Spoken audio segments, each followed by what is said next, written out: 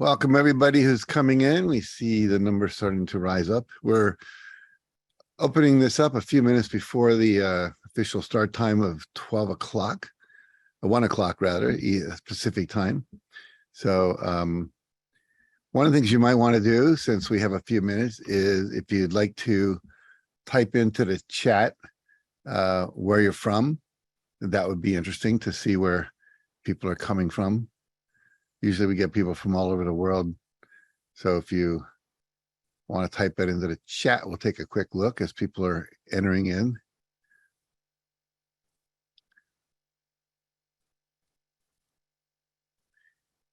Either the chat's not working or nobody wants to share.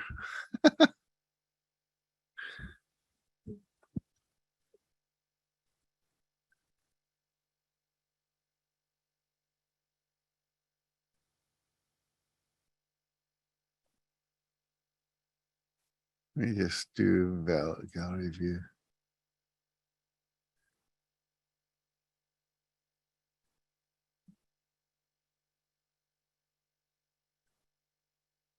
Jocelyn, am I able to see the participants in the gallery view right now?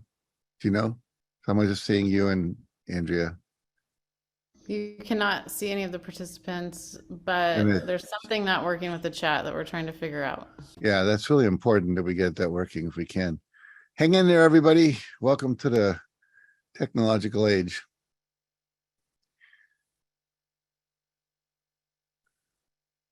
We originally had over 1,000 people sign up for this, so took it out of a Zoom call to a webinar. And sometimes when you do that, some of the settings we have on don't work quite right. Well, there we go. There we go. Now. Sweden, and we got Canada, Hawaii, Ireland, and Austria, Pennsylvania, Canada, Texas, all over the place, Monaco, Utah, Oklahoma, Wisconsin, Nishant from India. They wanted us to know. But your name 10 times, so we know you're there. That's good. BC, Canada, the Philippines, Argentina, Toronto, Canada, Morocco. Cool. I've been to Morocco. Nice country. Several people from Morocco, Minnesota, UK, Orlando, Florida, Hong Kong, Arizona, Houston, Texas. I was just in Texas last week. It was so hot. Acapulco, Mexico, Munich, Germany, Nebraska, and Trinidad, and Maputo, and where else here? South Africa. I just learned yesterday there's 6,700 languages spoken in the world. Pretty amazing. Bangalore, and then 2 more people from India, and Los Angeles, and Aruba. Not been to Aruba, been close. Saudi. Okay. All right. Well, it's 1, so we're going to get started. So thanks for joining us, all of you from all around the world. Appreciate that. And said we sent out 2 passwords. One of them's not working. Well, you're here. So thank you, Gerhard, for getting here. So I wonder if we need to do anything about that, because we had like 1,000 people sign up and we only have 277 people here. I'm texting with Lisa. Okay, good. All right. Is there a capital B on the email? I don't know the answer to that, and it usually doesn't matter if it's a capital B or a small p for password break free. Small b, Sean says. Okay, tell them to remove the password, Scott says. Lowercase b. All right, we've got a whole team of support here. All right, very good. Well, let me start by telling you what we're going to do today.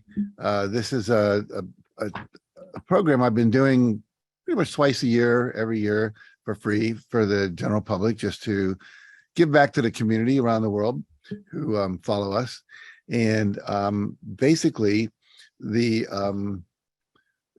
idea here is we're going to work on identifying a limiting belief that's stopping you, and we'll identify it, we'll replace it, we'll reinforce it, and then we'll show you how to put it into action. Most of these beliefs are things you did not even know you believe. They're unconscious.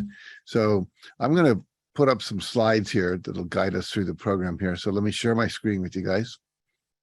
And I hit that, and we will be ready to go. All right. So again, break free. And the idea is we all have blocks that stop us, emotional blocks, beliefs, fears, behavioral traumas we've had in the past, etc. And we'll work on removing some of those. So as I said, we just did a welcome from around the world, people telling us all the places they were from. So you just did that. And make sure you have your break-free PDF workbook handy, something to take notes on. You can go to www.jackcanfield.com/handout and download that if you haven't already done it. There was a little bit of pre-work to do, but it's not required. It's not necessary to get the value out of this. But if you did do it, all the better. And I think there's a break-free worksheet, removing blocks worksheet. I'm not sure it's really on page 10. I think it might be page 9. Don't worry about that. We'll get there when we get there. And I'll be referencing some other pages in the workbook as well for how to take this into the future. Today's training, it says will run 90 minutes plus time for Q&A. So total of about 2 hours altogether here. So if you can spend that time with us, you'll get the most value. The process I'm going to take you through once we get the introduction material done here is a guided visualization that's going to require your full attention, because we're going to close our eyes. We're going to go inside. We're going to do some very deep work to surface into our consciousness a belief that we took on usually between the ages of 3 and 8 years old, and then we forgot we decided that belief or took it on from our parents or got enculturated by it by our society, our church, our grandparents, whatever. And you don't want to be interrupted during that. It'll take you out. So if you can make sure that you secure your place as much as possible wherever you are from distractions, turn off your notifications on your computer, your cell phone, maybe put a little sign on the doors that do not disturb, things like that. That would be helpful. Your phone goes on mute, which I just did mine actually, but that's a good thing to do as well. Now, if you're unable to participate fully, stay here as long as you can, keep listening, and then come back later when you can be fully engaged in the process. And also, we will be recording this, so if you missed part of it, you can listen to it later.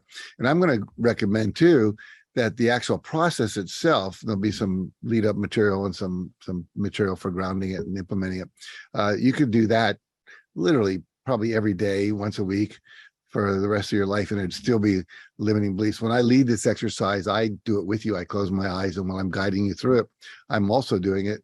And the interesting thing is something always comes up from my high school days, my younger days, my parent, my stepdad, whatever it might be. So there's a lot in there that we need to let go of. But usually what happens in these beginning sessions is you let go of the kingpin that's holding things in place, that's keeping you stuck. So obviously, if you're driving a car or you're listening to this, doing anything that requires your full attention, don't close your eyes, don't do the visualization, and you can listen to the replay later. So we're going to do some polls, and we're going to ask you to write in the chats as we've already done. There'll be some time for Q&A at the end. And I'll be using the polls to learn a little more about you. If you're listening to this on your phone or watching the replay, you won't be able to see or participate in the polls, but if you're on a computer, you will. And we'll use the chat from time to time. But please hold all your questions until the end so I can focus on the training itself. And then my team will monitor for other issues if they come up, people couldn't get in, didn't have the password, whatever. So save your questions until the end. We'll make sure we answer as many as we can.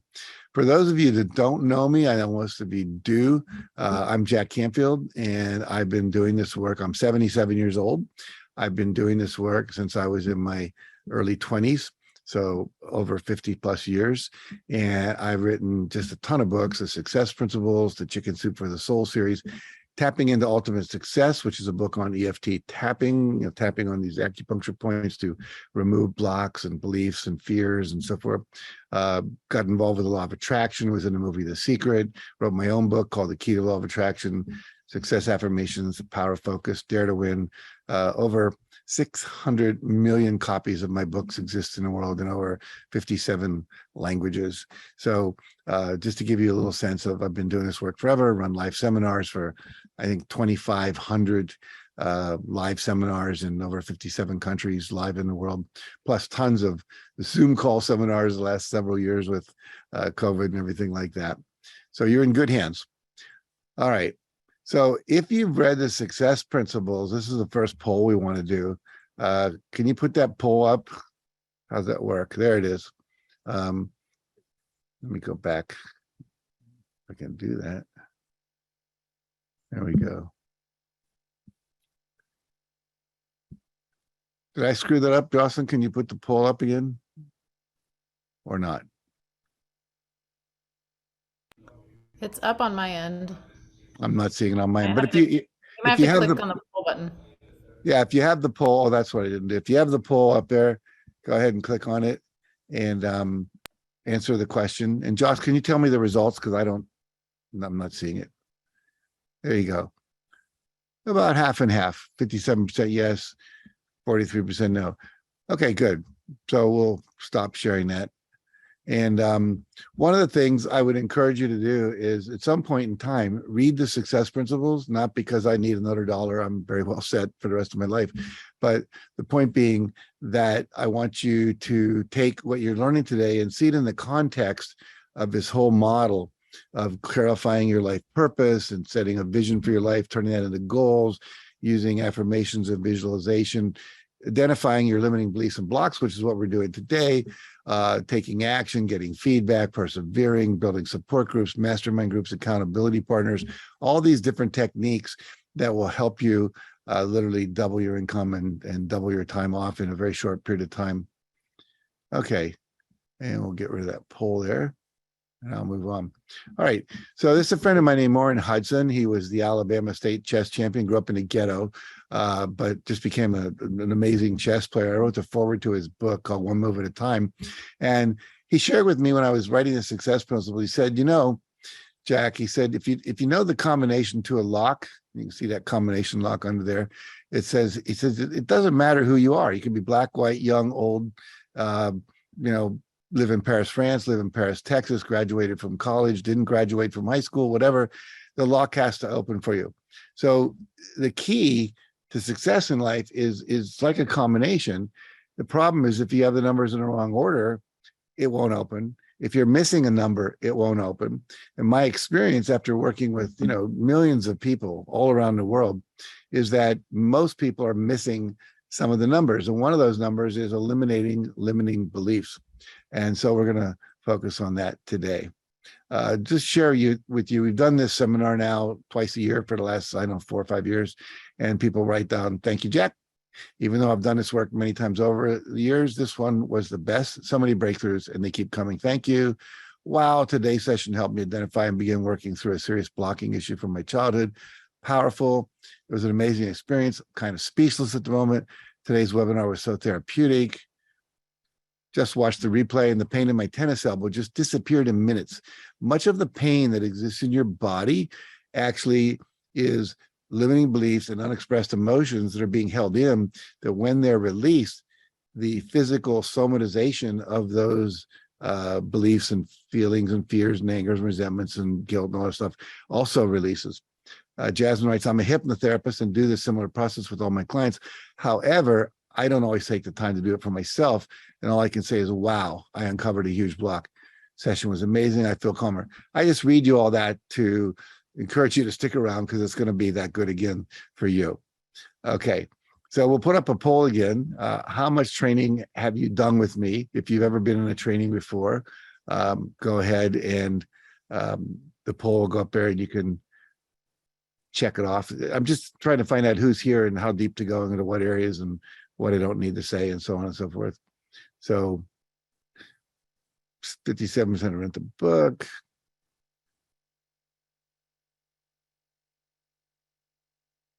Okay. Interesting.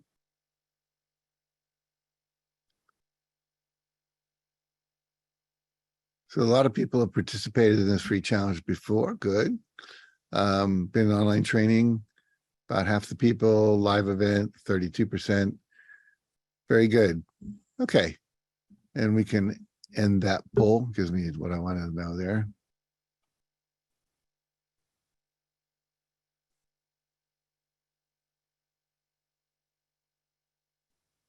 Okay. All right. Thank you.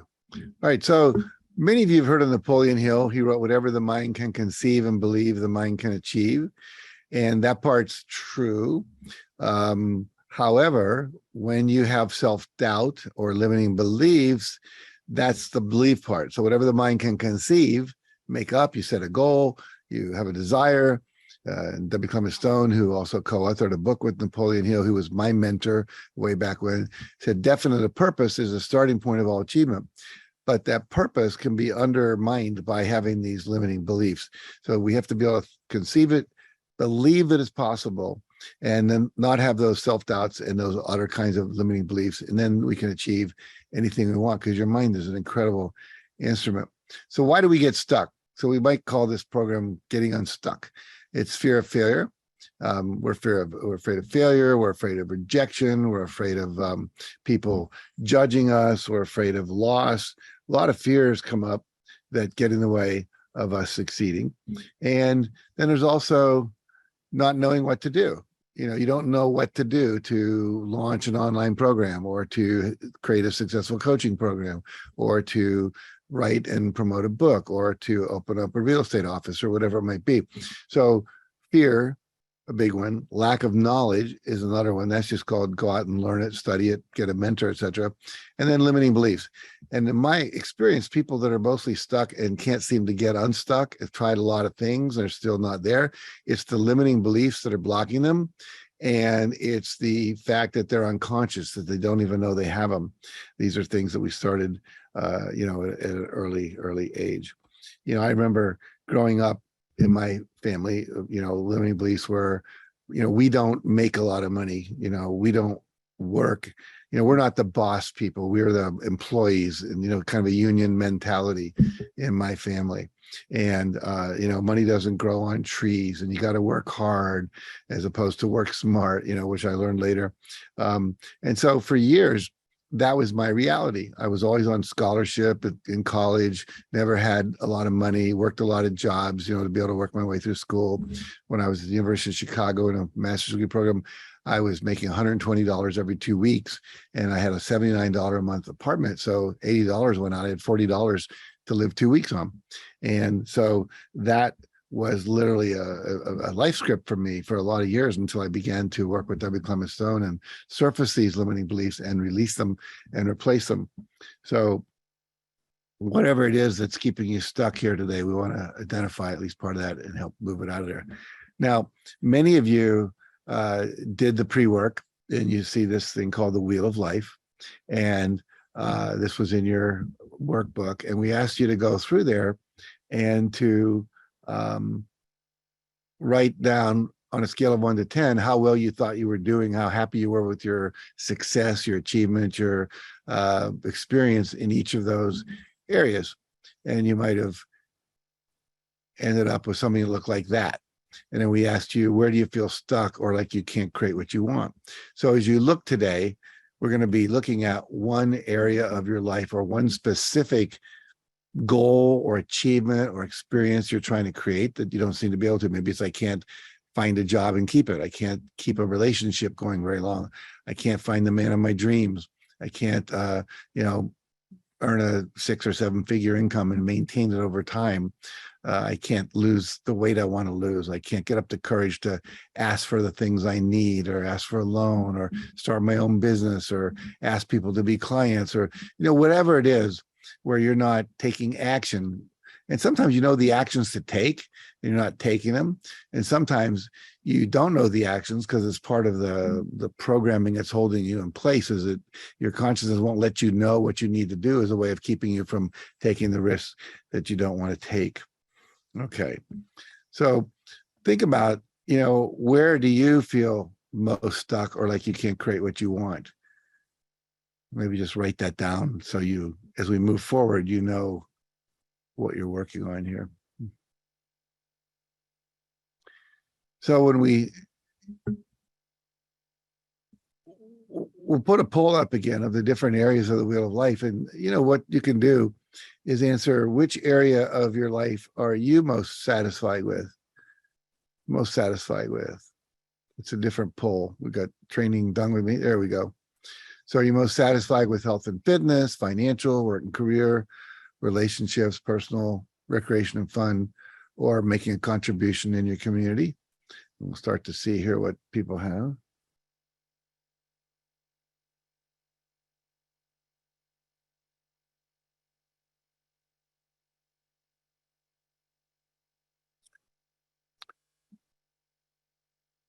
What's interesting so far, I don't know how it'll end up, but financial is really low for a lot of people, and fun and recreation's low for a lot of people.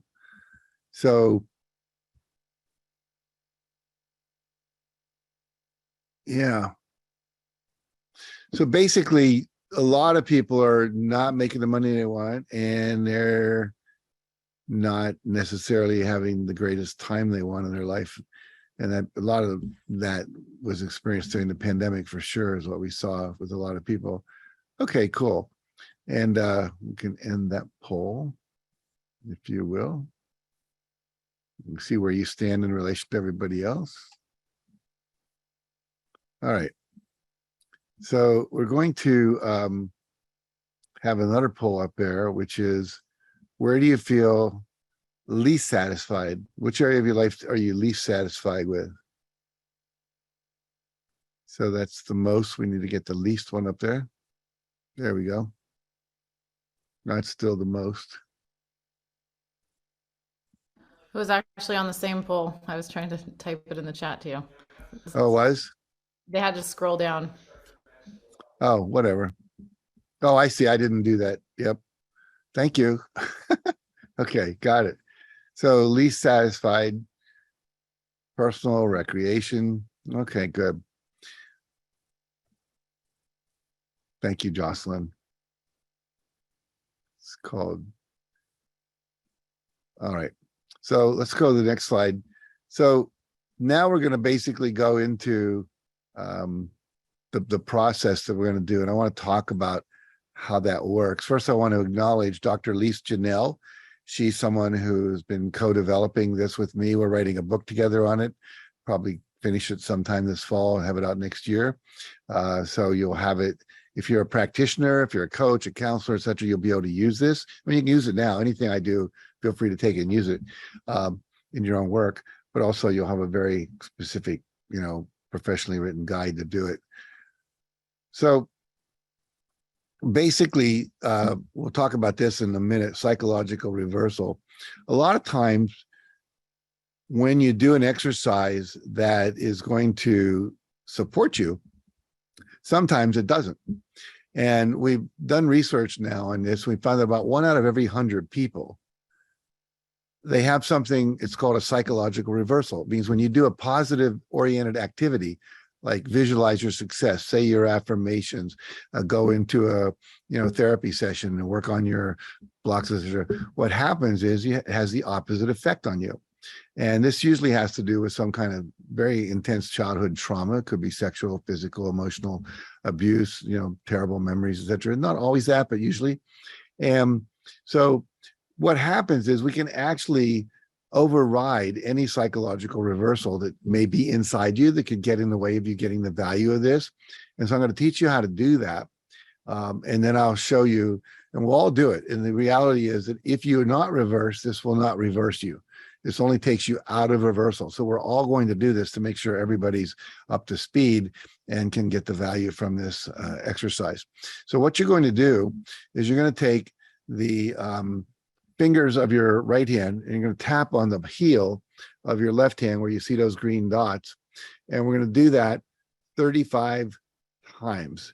So here we go. Let's just do that, everybody. 1, 2, 3, 4, 5, 6, 7, 8, 9, 10, 11, 12, 13, 14, 15, 16, 17, 18, 19, 20, 21, 22, 23, 24, 35. Now, if we were in a seminar where everyone was present in a room, I would muscle test someone. We'd find someone that was reversed. We'd do this with them. You'd find that their arm would be strong the second time because it would have taken them out of reversal. So if you're someone who does a lot of work, you take a lot of seminars, but somehow nothing seems to ever really work, before you read something uplifting, before you meditate, before you do any kind of self-development work, you just tap there 35 times. Now, the question always comes is, how long does it last? And the answer is as long as it does. And usually long enough to get through any kind of workshop or book you're reading or exercise you're doing. But you might want to do that, anytime you begin, like the day or something, when you're going to be working on yourself, like we are here today. Okay. So let me describe the exercise we're going to do before we do it, so you don't have to close your eyes yet. But in a moment, I'm going to ask you to close your eyes. And in a moment, I'll ask you to think about this area of your life where you'd like to be creating a result that you're not creating. There's something you want that you're not seeming to be able to manifest, like we talked about, a relationship, money, inner peace, joy, weight loss, whatever. So whatever it is for you. And then I'll ask you to think about, when you think about this area of your life where you don't seem to be able to create the result you want, how do you feel about that? The fact that you can't seem to be able to create it. Is it resentment? Is it resignation? Is it fear? Are you giving up? What's the feeling, anger that goes with it? And then I'll ask you to scan your body from your head down to your toes and notice, where in your body do you feel the most pain, tension, discomfort, or numbness? If we tighten up something long enough, it becomes numb. So numbness. So we actually close down on something that we don't want to feel. And so that's why we get tightness in our shoulders, because we don't want to reach out. We don't want to hit. We don't want to ask for. We don't want to reach, etc. So, it wasn't safe as a child, maybe. So what happens is you'll find that area of your body. Then I'll ask you some clarifying questions about it, like how wide is it in inches or centimeters? How tall is it? How thick is it from front to back? Is it solid or more hollow? Is it wet or more dry? Things like that, all of which to focus your awareness on this physical sensation. Then I'll ask you the question is, what feeling, what emotion, by feeling, we use the word feeling to feel a sensation, like I feel an itch in my hand, but also a feeling is an emotion, like anger, sadness. So I'll ask you, inside this physical sensation, what's the feeling that you're feeling? And then I'll ask you to ride that feeling and that sensation back to the earliest time you can remember feeling that most of you will go back, as I said, sometime between the ages of 3 and 8. And that's fine. Some of you may go back to when you're 14, 18, 24, a year ago. Majority of you will be young childhood, somewhere in that range, because that's usually where the big decisions got made by you, or you got, and indoctrinated with something as a belief that's blocking us. But it could be, 5 years ago, you got, beat up or fired or whatever. And that was also a kind of a big traumatic event that made you think, I'm not smart enough, I'm not good enough, nothing ever works out for me, whatever it might be. Then when I'll ask you, where are you when you get there? So I'll give you a minute to get there, wherever that is, and just take your time. And then you'll just see what emerges into your memory and your consciousness. And for some of you, it'll be a really clear image, like you're in the middle of a movie. For some of you, it'll be more like a vague memory, but you'll be there. You're there. You're in your childhood home. You're at school. You're in the playground. You're in the woods, whatever it might be. And I'll ask you where you are. Who else is there? Are you alone or with other people? How old are you? What's happening? Is there something happening you don't want, like being ignored, punished? Is there something you want that you're not getting, like attention or, an A in your schoolwork or whatever? And then I'll ask you, what decision did you make about yourself or your life or relationships or whatever, the world, as a result of that experience? What limiting decision or belief did you take on? And so just notice that. And then I'll ask you to look at, how that's limited in your life. We'll have you, as your current age, go back to the younger you and coach you as a younger you. And I'll guide you through that. What would the you are now? You're more wise, you're more evolved. What would you say if this was like your child to this younger you, to help them understand that, maybe their parents were incapable of loving them anymore. It wasn't about them. It doesn't mean they're unlovable. Maybe it's about the fact that, there was a misunderstanding. Maybe this was a lesson you needed to learn to develop a quality like courage, perseverance, patience, to become independent. My experience in doing work with, millions of people is that everything that happens to you is actually happening for you. It may not seem it at the time. Maybe you ran away when you were 16 because your father was abusive, but you developed independence. You developed the ability to take care of yourself. You developed kind of a resilience that a lot of people don't have. Maybe you developed compassion and you're now doing work with people who had similar experiences that you had. So whatever that is, I'll walk you through that. And then look at making a new decision. What would a new decision be? It's usually the opposite of the old decision. I'm not lovable. I am lovable. I'm not worthy of attention. I am worthy of it. I'm not smart. I am smart. Or it could be something a little more sophisticated than that. But a more, we would always say a decision or a belief that would support you in achieving what you want. And then I'll have you thank your current age self. Your current age self will say you're always available to your younger self because it may need coaching and support and protection in the future. And I'm going to have you go into the future and become your 85-year-old wise, enlightened self. And what advice would you give to you in the current state that you're in, like you're 45 or you're 50 or whatever? What advice would you give to you now about the presenting issue of, you can't keep a job or you can't get a relationship to work or whatever?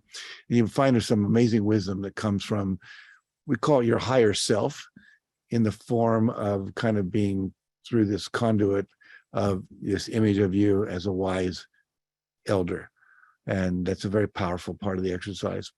And then I'll bring you back and we'll look to see, usually what happens is whatever that feeling you had, that sensation in your body, either it'll be gone or it will be greatly, greatly, greatly reduced. Like from on a scale of 1 to 10, it might go down to a 2. And so the goal is to get it down there to where it's, very little or nothing at all. And it's quite astounding. Sometimes people can't even remember what the original belief was. Anyway, so that's how it works. So we're going there. Now, I will tell you that for some of you, this might bring up some feelings. You might have a memory of something that was painful in your childhood. That's okay. As one of my friends likes to say, your tears are watering your own growth, like you're watering a plant, and it's okay. And this is something I learned a few years ago. That's just a great phrase to remember. Whatever is coming up is coming out. In other words, if it's coming up into your consciousness, even though it might be a little painful to remember it, it's coming out.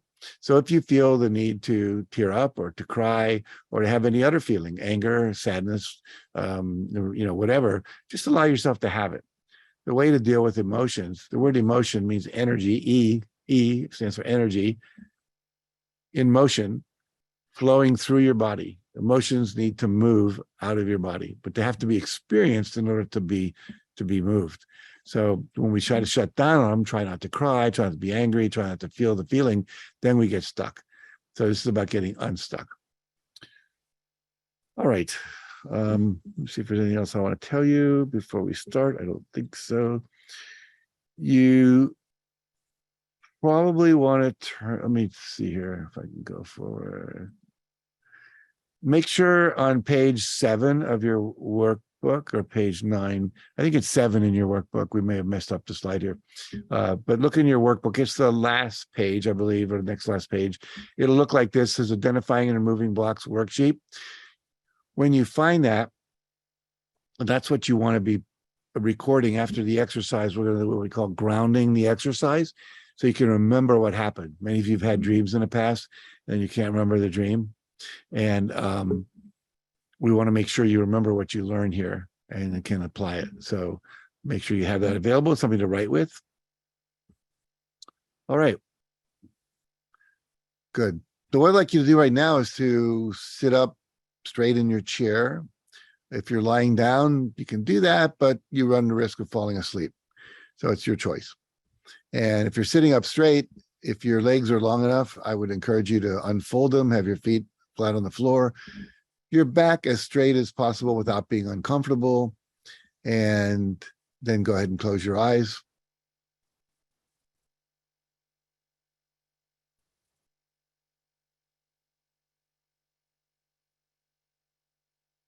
And begin to take a few deep breaths.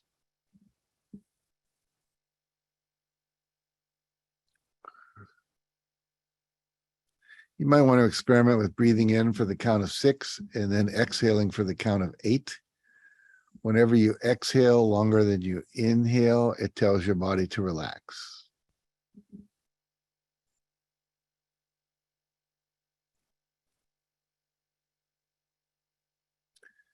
Just do a few more of those long, deep, slow breaths.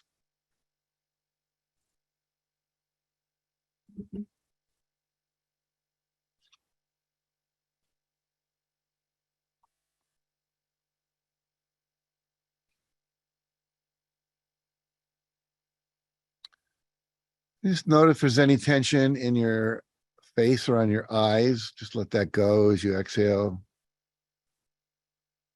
Become aware of the tension. If there's any in your jaw or on your mouth, let it go. Let your tongue rest on the bottom of your mouth. Become aware of the muscles in your neck. If there's any tension, just exhale it out as you breathe out.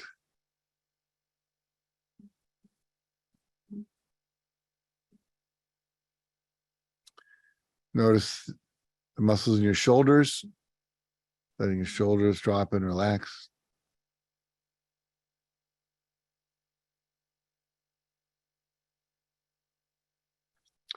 Muscles in your upper back, lower back.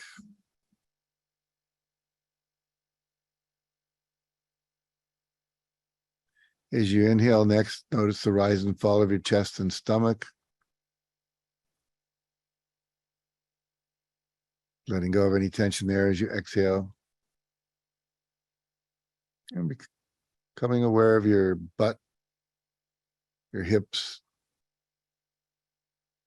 the lower part of your torso, surrendering into the chair, whatever you're sitting on. Become aware of the muscles in your upper leg from the knee to the hips. Relaxing, then all the way down your calves, to your ankles, to your feet. Excellent. Now become aware and choose an area of your life where you're having a hard time creating what you want, where you feel stuck or blocked. It could be in relationships, finances, your job or your career, health, fitness, self-esteem, your physical environment, making a difference, anything else.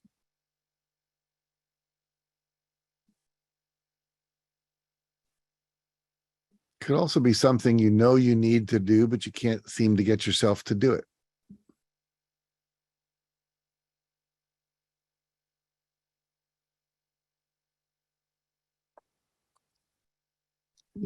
And as you think about this area of your life when you can't seem to create what you want, notice what feelings come up for you when you think about it. Is it hopelessness, anger, resignation, fear? What do you feel when you focus on this area where you feel blocked, unable to create the experience you want to have?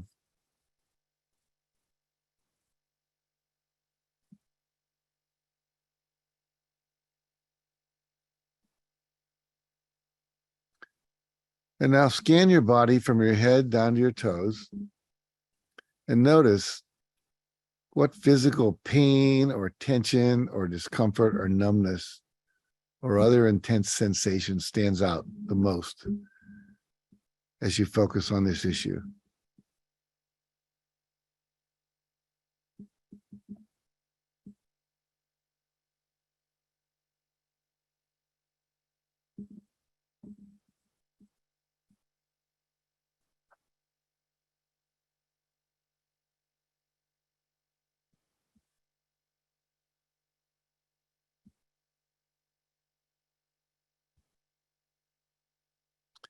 And once you locate that physical sensation,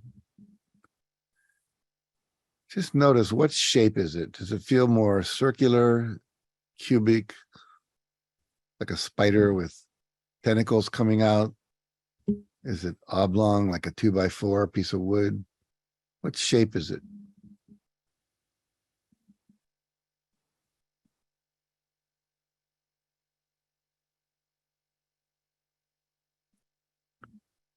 And how wide is it from right to left in inches or centimeters?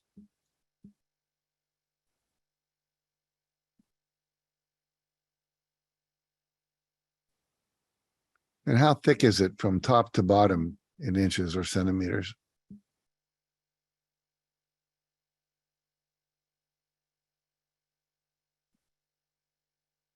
And how wide is it from front to back?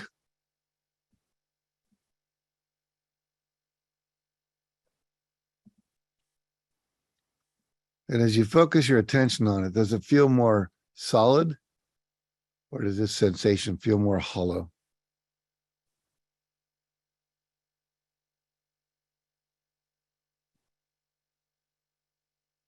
And does the surface of it seem to be more smooth or more rough?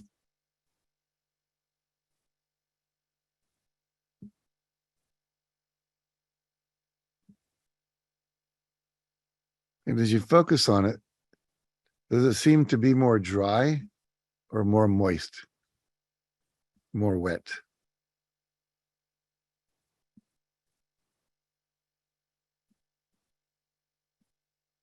And does it feel warmer, cooler, or the same temperature as the rest of your body around it?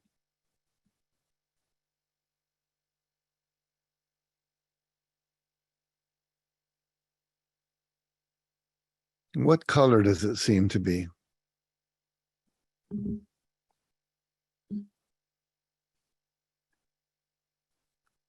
if it were to make a sound, what sound might it make?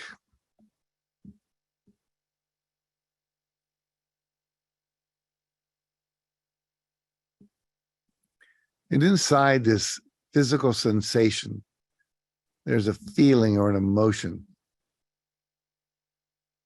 Let yourself feel that feeling as best you can. What's the feeling or emotion that's inside this physical sensation?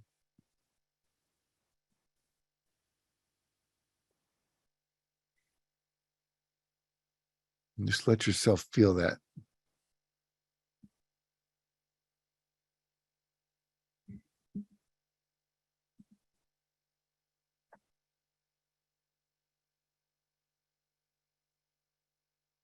And now, let yourself go back to the earliest time you can remember experiencing that same feeling and physical sensation.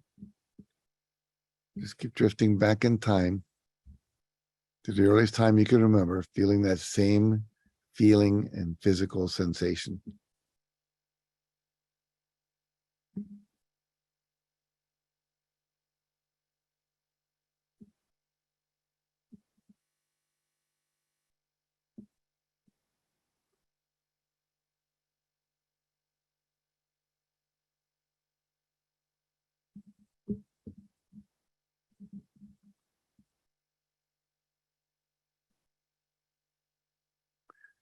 And when you get there, just notice, where are you?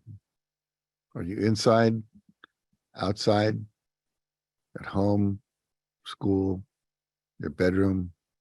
Where are you?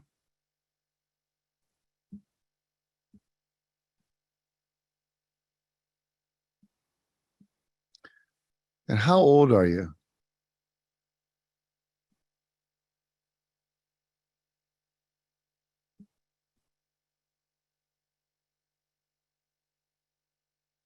And is there anyone else with you, or are you alone?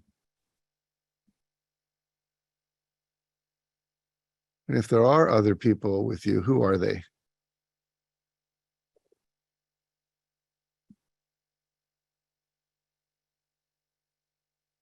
And what is happening? What's going on?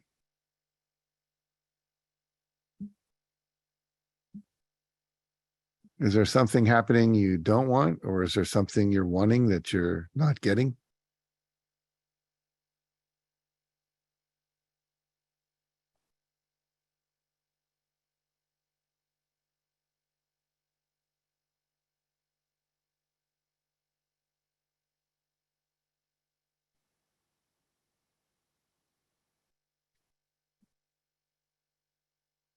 And then notice, based on what was happening, what you're experiencing, was there a limiting decision that you made or a limiting belief that you took on about yourself, about other people, or about some aspect of life that you took on that might still be limiting you?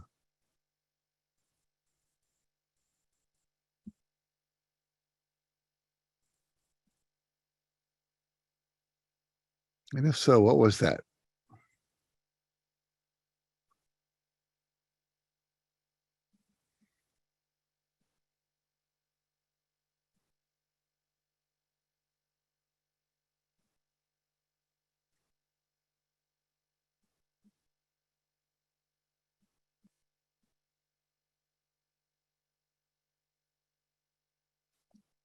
And now imagine that off to your left side, there's a large video screen that appears. And as you reach out and touch it, images of different times in your life begin to appear on the screen where you let this limiting decision or belief block you from saying or doing what you wanted or needed to say or do to get what you wanted. And as soon as an image appears and you realize what that event was, just let it go and then reach out and touch the screen again and let another image appear. And just keep doing that for a moment and notice what you become aware of.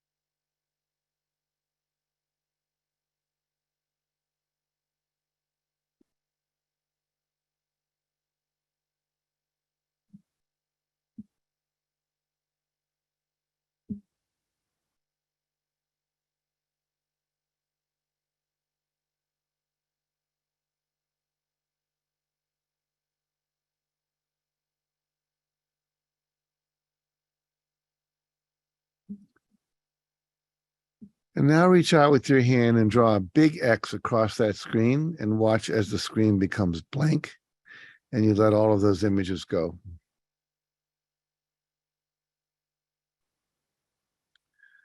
And now, if you could go back in time and space from what you know now as the more experienced, conscious adult that you now are, how would you coach your younger self? What would you tell yourself? What would you tell yourself about your worth and your lovability?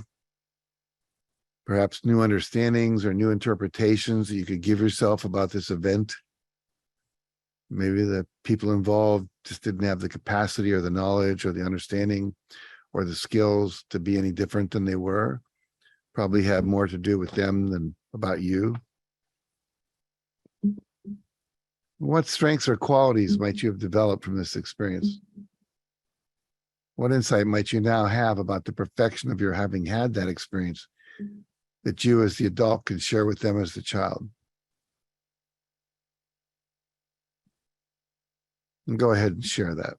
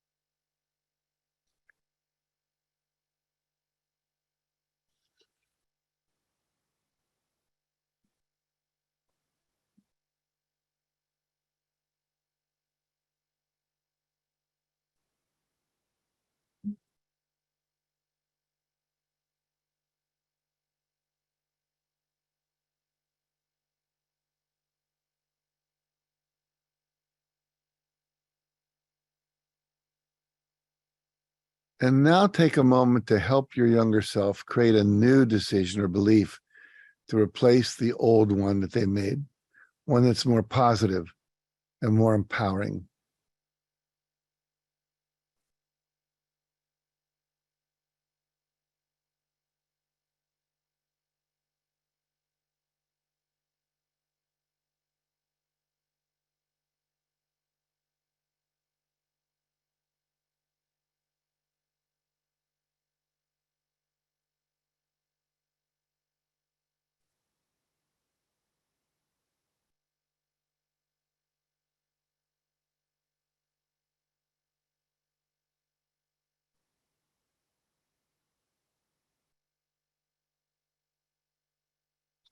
And now help them turn that new decision or belief into an affirmation, a positive statement that starts with the words, I am or I can.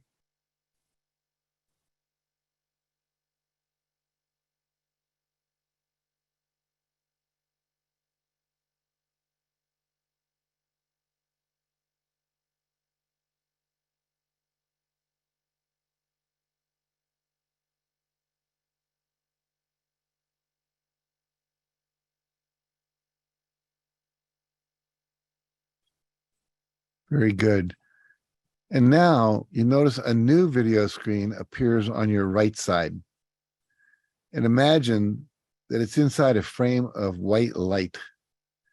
And as you look at the screen, you begin to see images appearing on the screen of how you will be speaking and acting in the future now that you've made this new, more empowering decision and are living from this new belief.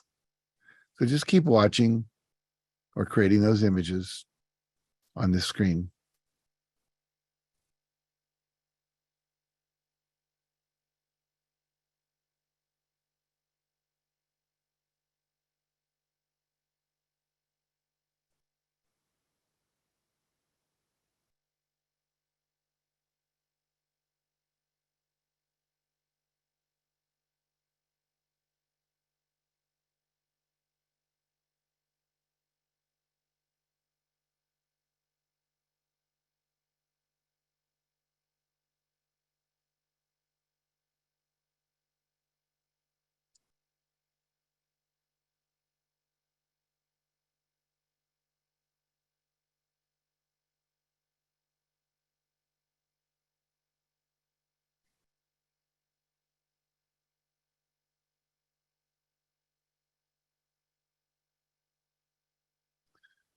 Very good. Now you can let that video screen stop making images. Just take a moment now to see if there's anyone from this experience in the past that you need to forgive for any of the things they may have said or done. You're not condoning their behavior. You're just releasing any resentment, any energy of resentment, anger, so that you can be free to move on in life. And if there's any people that you need to forgive, just go ahead and say those words to them now.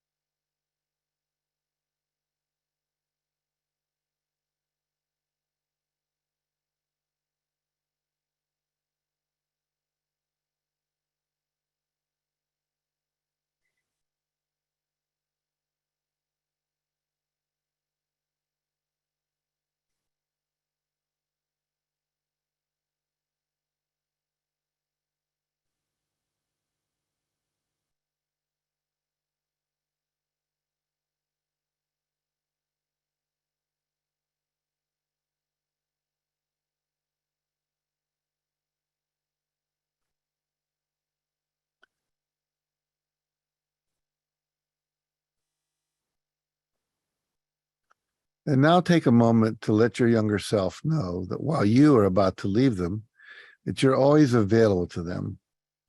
All they have to do is ask you, and you'll be there to provide any love, any encouragement, any new understandings and insights, support, or protection that they might need. So go ahead and say those words to them.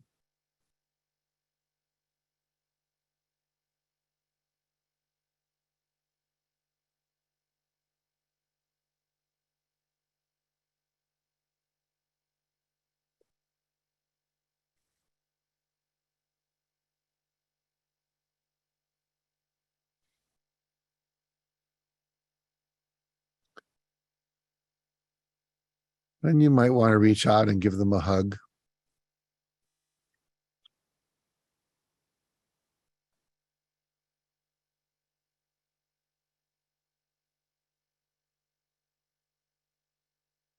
And now allow yourself to fast forward yourself into the future when you're 85 years old. You're very wise, you're enlightened. And from that perspective, looking back at yourself at the age you are now, what would your 85-year-old self tell your current self? What insight or blessing maybe you can find in this event? What might you not have learned or experienced if you'd not had that experience when you were younger? And what advice do you have for your current self about the place where you've felt stuck or blocked? What advice or words of wisdom can you give them about that? So go ahead and, as the 85-year-old self, say those words to your current age self.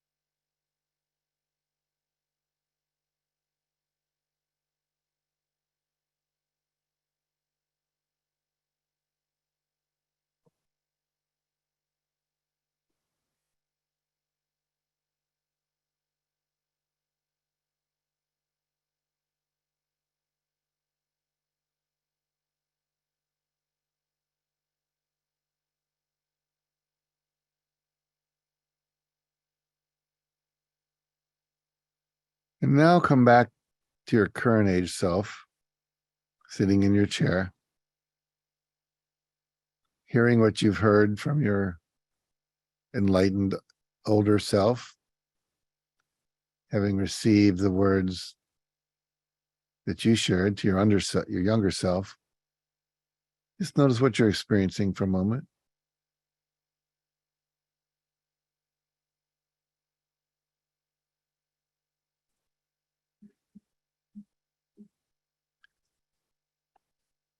And now go back to the location and the shape of the original pain or the sensation and notice how it's changed. Sometimes it'll be completely dissolved, and sometimes it'll just be less. Just notice if and how it's changed.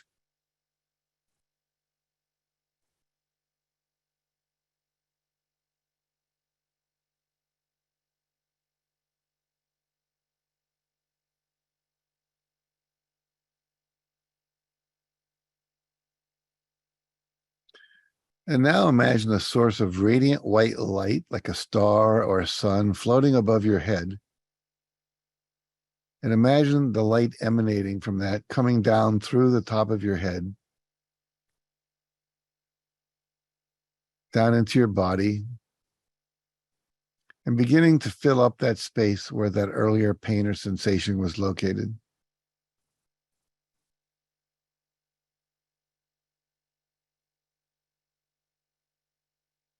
Filling every cell with radiant white light.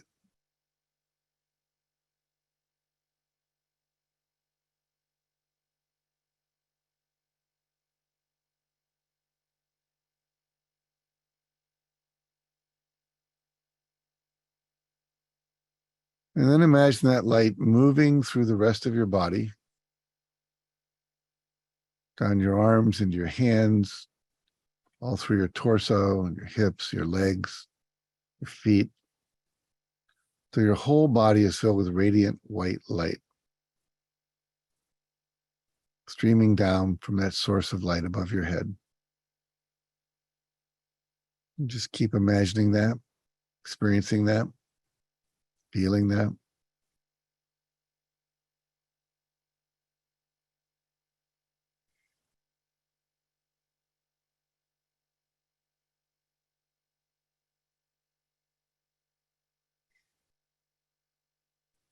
And once again, just noticing how you feel right now.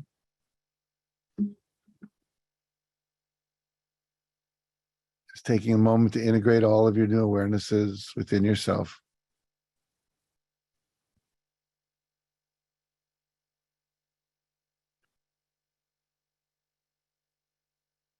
And as you think about this area where you were stuck, unable to create what you want, how does that feel to you now?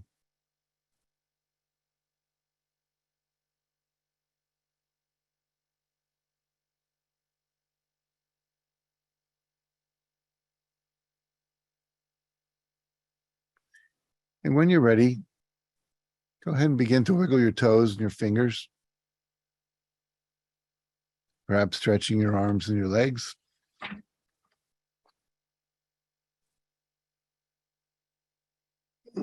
Take a few deep breaths, bringing your awareness back into your body.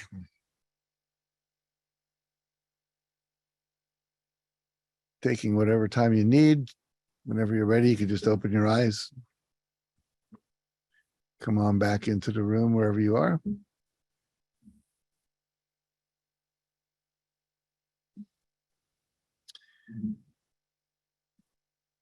And go ahead and turn to that page in your handout. I'll check again. I believe it's page 7. Yes, it is page 7, the last page. And go ahead and begin to fill out what happened to you in these different questions or the questions I asked you. So you capture that, and we'll give you 10 minutes to do that. I'll check in with you. Perhaps you won't need that long, but if you do, you see the timer over there. It'll give you a sense of where you are. We call this grounding your experience. I'm sure you've had the experience of having a dream and you go to the bathroom after you wake up in the morning, having a dream, and you can't remember the dream. So we want to capture it now. Go ahead and write.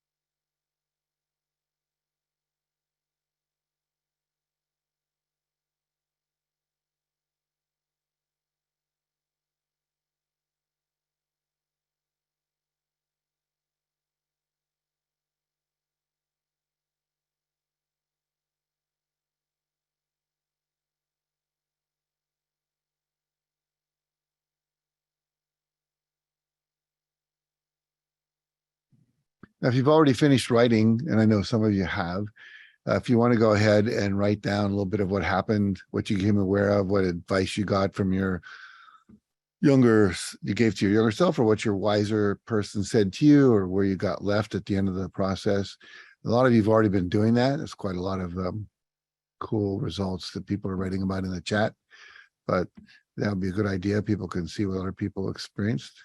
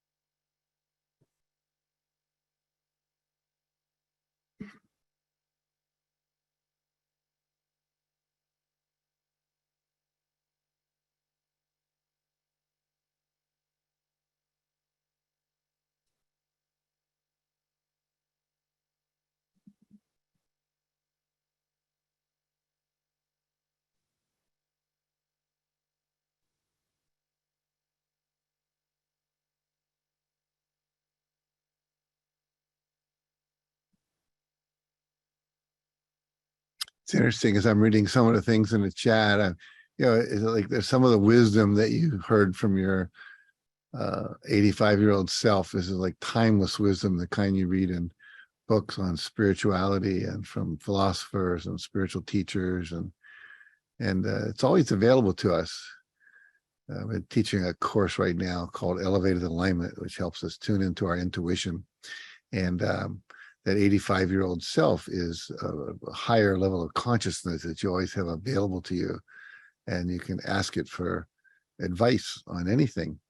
And the wisdom that comes through is quite astounding. I noticed one or two of you said that nothing happened for you. That happens. What I would encourage is to do the exercise again. I see a couple people just joined and saying, I'm lost. Where are we? We just did a guided visualization to unleash a limiting belief, to get conscious and aware of it, and then to release it and replace it. And there is a recording that will be made available of this session, so you can access that and go ahead and listen to it and get the same value and results that people were getting here today. Okay, 7, 6, 5, 4, 3, 2, 1, blast off. Okay, Good. Good job, everybody. All right. So I'm going to stop reading the chat here and move on. Okay. So some of you already did this, but if you want to type in a chat, just, given everything that's happened in this exercise, what's one or two words, maybe three, that you're feeling right now? What's the feeling that you're experiencing at this moment in time? Peaceful, empowered, free, calm, relief, hopeful, peace, light, tired but relieved, strong, committed, assertive. Great. These are all good feelings to have. So again, remember, this is a tool that's always available to you that you can use to move through a block and also to bring you back into these kinds of feelings that you're putting in the chat right now. Very, very good. All right. Beautiful, beautiful, beautiful, beautiful. Okay. Gonna move on here. So if any of you have how should I say this? If any of you have feelings left over, like you're still plugged in with fear, anger, sadness, grief, what I would recommend, I'm not going to do it now just because of time, but there's something called EFT. It stands for Emotional Freedom Technique, often referred to as tapping, because we tap on these acupuncture points that you see down here in the little diagram where it says tapping points. You can find those diagrams on YouTube or go to Google Images and just type in EFT tapping points. It'll tell you where to tap. Best is to go to YouTube and you can access a video I did. You can also access videos other people have done on EFT and tapping. There's a number of wonderful teachers of this and resources you can do and videos you can go along with. I have one.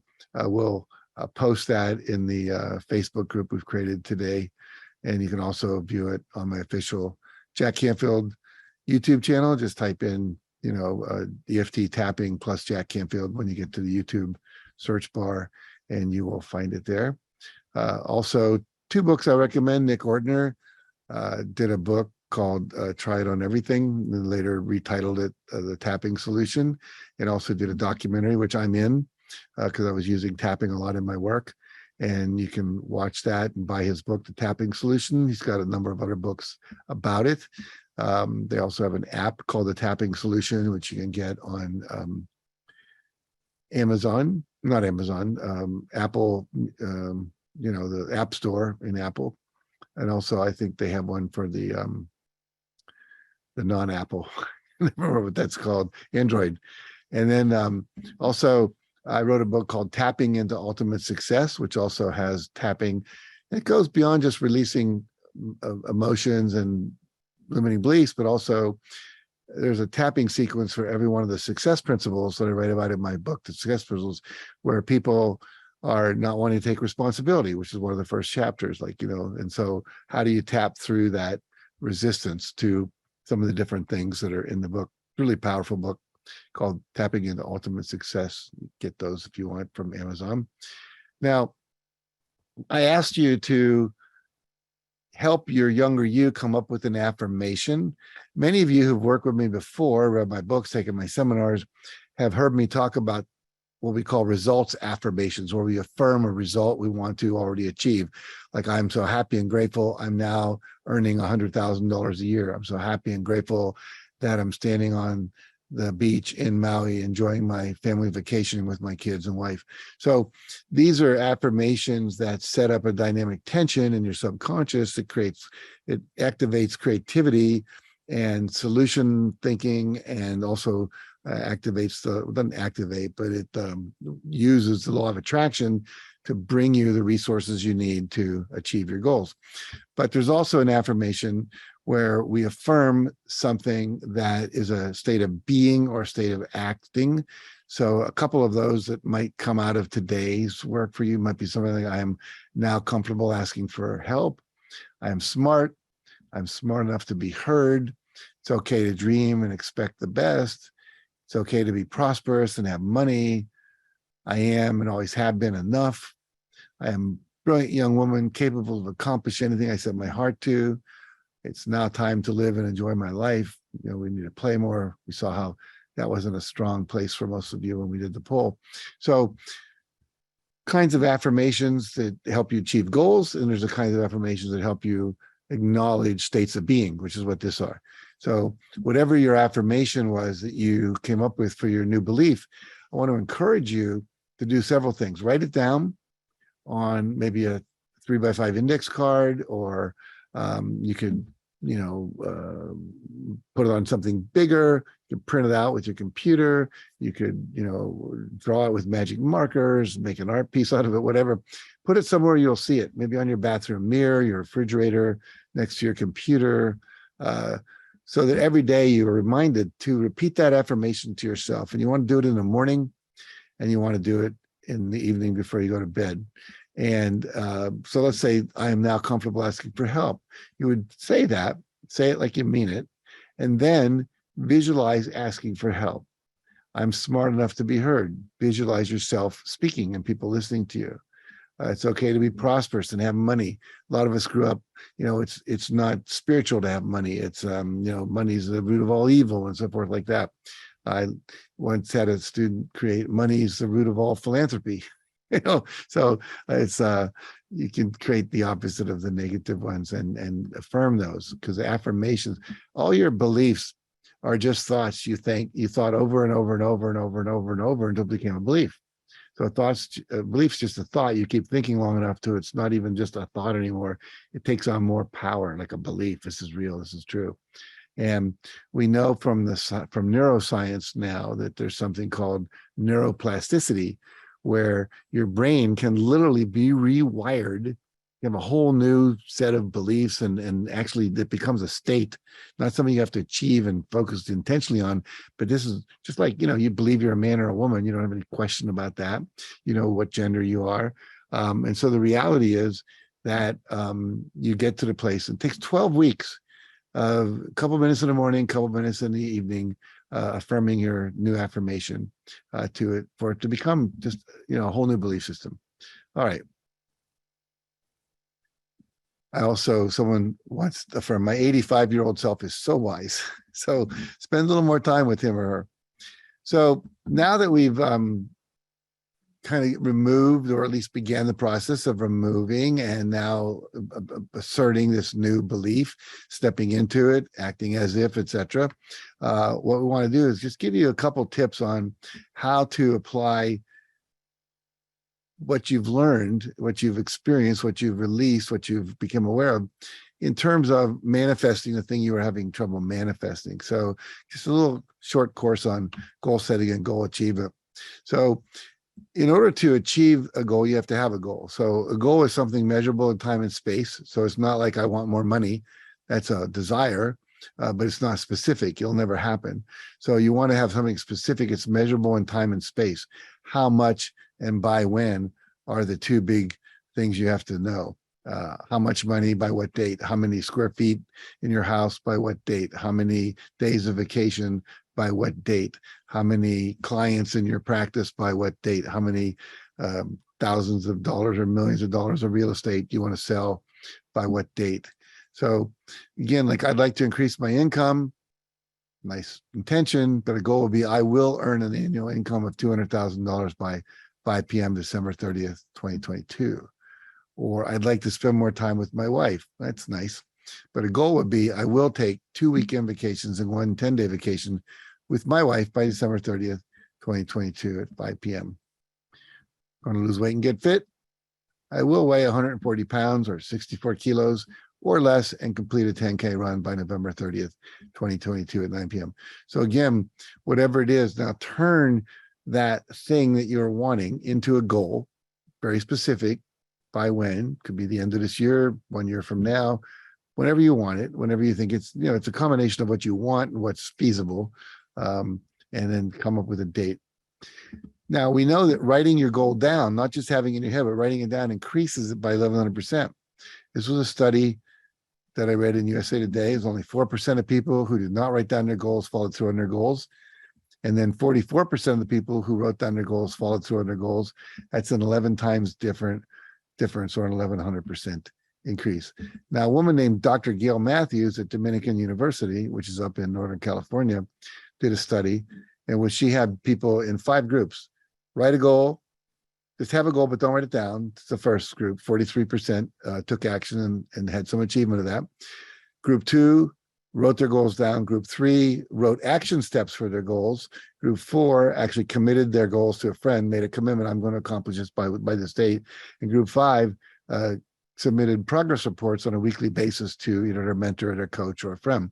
So we see written goals increase the achievement by 17%. The mere act of writing it down rather than just thinking it.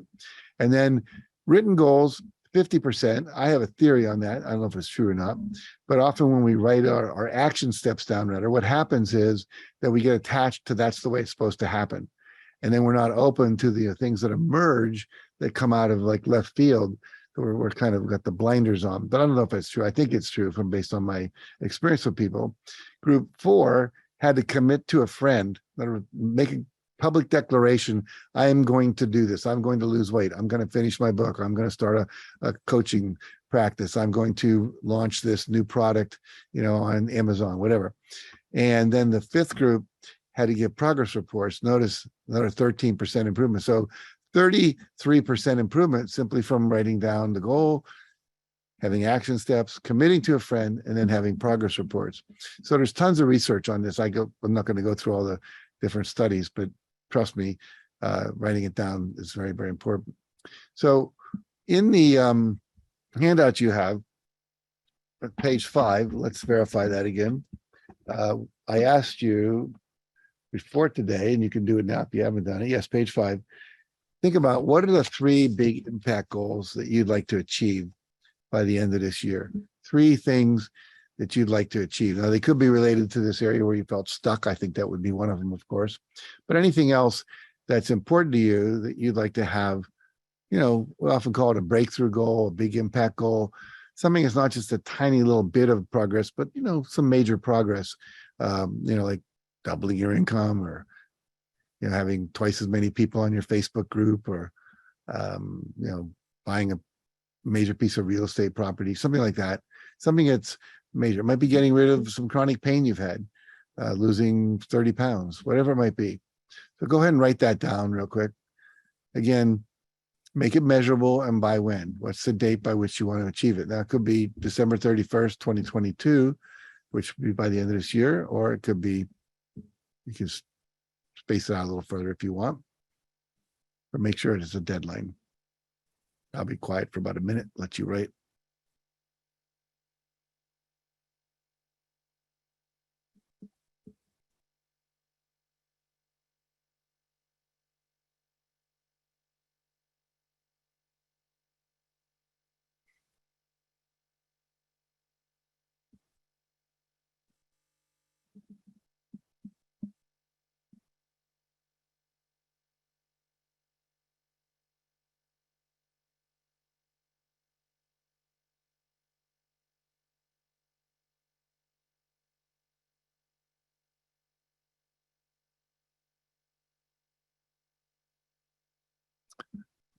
All right. Once we have a goal, then one of the things you want to do to turbocharge that, if you will, and accelerate the achievement of it, is to use the kind of affirmations I talked about earlier, which are goal results affirmations, which we'll talk about, and then visualizing your dreams as already achieved.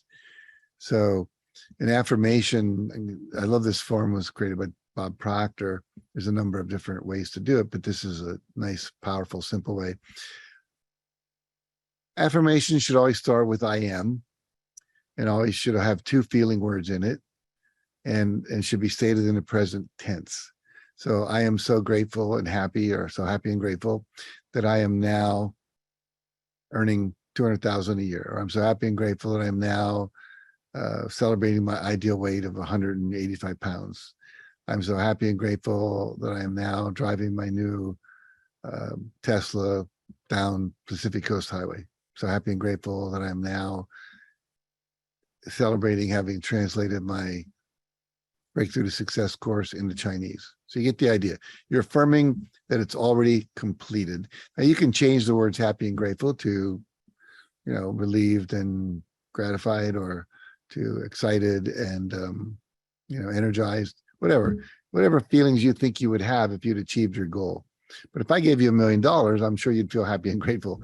So gratitude's always a great thing to have. And most of us do everything because we think it's going to make us feel happier. So those are kind of standard go-to words. So a couple examples would be, I'm so happy and grateful that I'm now earning a personal income of $100,000 a year. I am feeling happy and having fun at my ideal weight of 131. It's always fun if you can make them rhyme. You don't have to do that, but that's just another option here. So happy and grateful. I'm now driving my new Prius across the Trans-Canadian Highway. And then once you've said your affirmation, you want to do this twice a day again. First thing in the morning after you get up, go to the bathroom. If you meditate, make it part of your meditation practice, perhaps at the end of your meditation. And then what you want to do is close your eyes after you say your affirmation and visualize through your eyes. You're looking out at the world. What would you see in your world that would let you know you've achieved this? It might be the balance in your checkbook. It might be an audience giving you a standing ovation.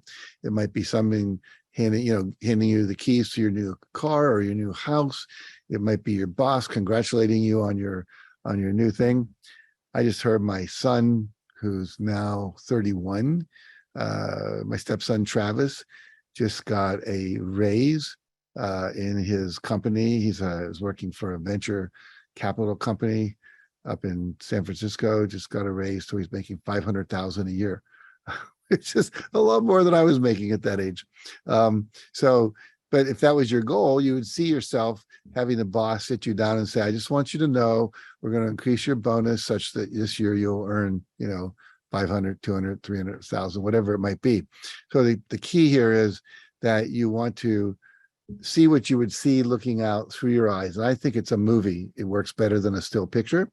And so I'll give you an example. This is Andres Pira, who was homeless at 19. He was in Thailand, just come down from Sweden, had no money, living on the beach in Phuket. And he read the book, The Secret, literally living on the beach, like sleeping on a towel at night. And someone sent him the book, The Secret, said, read this. He did. He started visualizing a cup of coffee because he had 25 cents a day for food. He was by eating ramen noodles. And he visualized a cup of coffee, and he visualized drinking it, feeling the warmth of the cup in his hands, feeling the sensation of the heat going down his throat into his stomach, feeling the little buzz that comes on over your body when you drink the coffee, smelling the taste of it, the whole thing. The next day, he's sleeping on his towel with his suitcase as his pillow. And this guy comes over and rubs his shoulder and says, I noticed you've been sleeping on the beach. You don't look like you have much money. I just felt drawn to buy you a cup of coffee this morning if you'd like it. And he said, wow, maybe I ought to try this secret stuff. This is working. Anyway, long story short, he started visualizing having a job. Within a week, he had a job. He visualized becoming a salesperson in that company. He did. He visualized becoming a sales manager. He did. He visualized they were selling condo, partial ownerships. And then he visualized actually the people making the most money were the people building the condos. So he visualized becoming a contractor, which he did. By the time he was 35, he was worth $3 billion. And he wrote a book called Homeless to Billionaire, which I wrote the foreword to. And again, it's just proves that this works if you work it. So if you want to read a good book, you can read that. Surround yourself with pictures of what you want. If you want money, you can get some pictures. You can go online and you can print out, like just type in, $100 bill, $1,000 bill on Google Images. You can print them out, put them around your office. If you want a certain car, go to the dealership, get a brochure. You can go online and print out a picture of the new car you want. You can create a collage, a treasure map, etc. So you want external things that will remind you of your goals as well. So read your affirmation, visualize complete, feel the feelings you would feel, the two feeling words, feel those as you're visualizing it. And then also hear the soundtrack. So auditory, visual, kinesthetic, and then go to your next affirmation. You might have 3, 4, or 5 affirmations you're working on, and that might take you a total of 3, 4 or 5 minutes to do all that. And again, there's a vision board I made a couple years ago. We actually created these commercial things where we give you the words and a little kind of fold out book. You can put them in and carry it around with you and put it on your dresser and unfold it and so forth. So there's my wife and I having a great relationship. There's me being more flexible, stronger back, selling a billion chicken soup to soul bix, speaking to an audience of 1,000 people, being on Oprah, Montel, Larry King, Ellen, achieved all of that except Ellen. She's now retiring, so that may never happen, but twice with Oprah, and so forth. So again, images that will remind you. You see affirmations here as well that we have up here. Okay. So do that twice a day. Do it in the morning, do it at night right before you go to bed. Anything you focus on the last 5 minutes before you go to bed at night, you're going to, your subconscious mind, when you're in the REM state, will be working on that more. That's your rapid eye movement state where you're visualizing, dreaming, you remember your dreams and so forth. 5 times more than anything else that happened during the day in that last period of time if you focus on that. So you don't want to be watching the news right before you go to bed, because it's going to be wars and kidnappings and racism and bombings and explosions and car crashes and all that. So you want to be living something uplifting, whether it's meditation, reading a spiritual text like the Bible, or an uplifting book from a spiritual teacher or something like that, doing your affirmations, reading a book on the success principles, chicken soup for the soul, things like that. All right. One last principle of success, and then I think we're going to open it up to some Q&A. So practice the rule of 5. Every day, do 5 things that will lead you to the achievement of your breakthrough goals. So pick one of your goals, make that your number one goal, and every day do 5 action steps, like we would call with chicken soup. 5 bookstores. Are you carrying our book? 5 churches. Will you let us come give a seminar on Wednesday night in your church and sell books in your bookstore? 5 newspapers. Have you reviewed our book? Would you if we sent one? Etc. So always doing 5 things every day toward achieving your goal. If your goal is to lose weight, it might be to walk in the morning for 20 minutes, walk at night after dinner for 20 minutes. Don't eat anything after 8 o'clock. So you can do intermittent fasting, drink lots of water, read something motivational about weight loss, do deep breathing exercises, cut out carbs and sugar. There's 5 things. I guarantee you do that, you're going to lose weight. So we have these little posts that you can go to our website, jackcanfield.com. I forget what they cost. They're not expensive at all. There's 370 of them. So one for every day of the year and a couple to goof up with, I guess. And you can write down your 5 top priority actions. You can set it next to your computer, and then you don't go to bed until you finish it. And that's a way to stay in track. You'll do about 1,825 actions in a year if you do that. Hard for you not to achieve your goal. Okay. All right. Just go to jackcanfield.com. You can just get a 3x5 card and do it on your own. So what stops us from taking action? Fear. So feel your fear and do it anyway. In other words, don't let fear stop you. You can tap away your fear. We talked about tapping earlier. Fear can be disappeared in like 3 to 4 minutes. It really can. Here's Oprah walking on coals at a Tony Robbins workshop. Here's someone jumping out of a plane, doing a parachuting.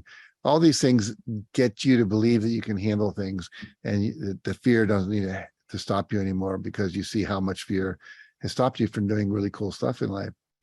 Also, have an accountability partner, someone who will hold you accountable to do your 5 actions a day. Remember, we said someone who's giving progress reports. So someone you maybe spend 2 minutes in the morning on the phone with. Here's my 5 action steps. What are yours? Make sure you do them the next day. Commit to constant and never-ending improvement. Always be committed to getting better in your life, learning more, doing more, etc. Constant and never-ending improvement. And, we teach a system of success. I mentioned it's like the combination lock, doing the right thing in the right way, in the right order, at the right time.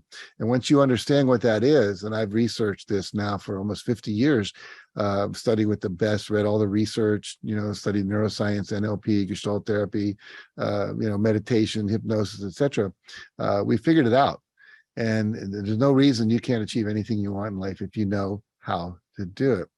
So one of the things that we recommend people do is, on a constant basis, get yourself into some coaching programs and attend trainings. And people say, well, how often should I attend a training? Well, how often do you have to put gas in your car? When it runs out, you need another training. When you're no longer feeling motivated, or you feel like you need more help, or you need more assistance, or you're getting lost, or you need more knowledge about how to do things, you should attend a training. So I just want to talk about, we have one coming up real quick. This is the first time we've actually shared this with the general public, so you're the first to know. October 7th and 9th, we're doing a virtual Breakthrough to Success seminar. So it's a Friday, Saturday, Sunday, and there's a VIP Thursday afternoon pre-seminar you can attend as well. And this is an amazing, amazing, amazing training, and it will really help you achieve any goal you can imagine and make your most ambitious dreams a reality. And what you'll learn to do is how to tap into your true power. We did something today that a lot of you have never done before. Some of you have done it before, but you see how deep and powerful it is. So there's a lot of different exercises that will help you tap into that power, tap into your intuition, tap into your creativity, overcome the blocks, whether it's fear, limiting beliefs, traumas that have happened to you in your life, etc. So you are in control, not being controlled by these other things. We'll look at your life purpose. What is your life purpose? We believe everyone has a purpose that you're here to fulfill. Some people it's music, some people it's science, some people it's parenting, some people it's engineering, some people it's coaching, teaching, solving problems, whatever it might be. But once you know that, then you can turn that into a vision and achieve it, as opposed to going through life and never quite feeling like you got to where you wanted to go. We'll show you how to align with your purpose, and also to discover what are your passions. We always say, vote in favor of your passions. What are you passionate about? Because whatever you're passionate about, that's feedback to your emotions that this is on course for you. This is something that you're meant to do. And when you do that, you feel more fulfilled, you feel more meaning in life, and you actually have more success, and it's more exciting. We'll help you define your dreams and turn those dreams, as we just did, into an actionable, attainable goal. So it's how much by when. We'll do that for different areas of your life. We'll show you how to program your mind for success with visualization, with a bunch of meditations that we do, and also how to elevate your inner game and experience more joy, grace, and ease in life with all of that. And how to make the impossible possible by understanding the law of attraction. Many of you have heard about it, but you're not doing what you need to do every day so that you actually take advantage of it. And I call it effortless success. Once you understand how the law of attraction works, it's really easy to create and manifest what you want. We'll show you how to take actions and stay in action, and how the universe rewards action.